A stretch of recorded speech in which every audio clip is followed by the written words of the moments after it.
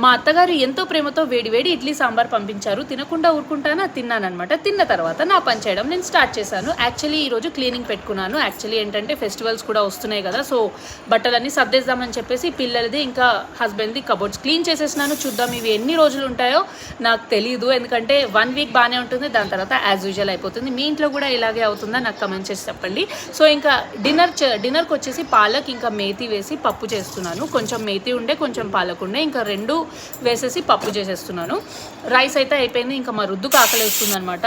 So night dinner చేసి మళ్ళీ పడుకోవాలి, రేపు స్కూల్కి వెళ్ళాలి కదా. సో ఇంకా దానికోసమే ఇప్పుడు ప్రిపేర్ చేస్తున్నాను. చూస్తే పాలక్ పప్పు ఉడకలేదు, మళ్ళీ ఒక విజిల్ పెట్టి ఉడికించేసినాను. అండ్ పప్పు కూడా రెడీ అయిపోయింది. అండ్ ఇంకా స్టోరేజ్ కంటైనర్స్ అవన్నీ క్లీన్ చేసుకోవాలి. కిచెన్ స్టోరేజ్ ఉంటుంది కదా, గ్రాసరీ అవంతా, సో అవి కూడా క్లీన్ చేసుకోవాలి. అండ్ ఫ్రిడ్జ్ క్లీనింగ్ కూడా చేసుకోవాలి. సో ఇప్పుడైతే టైం అయిపోయింది, రేపు పెట్టుకుంటాను. సో వీడియో కనుక నచ్చితే లైక్ చేసేయండి అండ్ సబ్స్క్రైబ్ చేయలేదంటే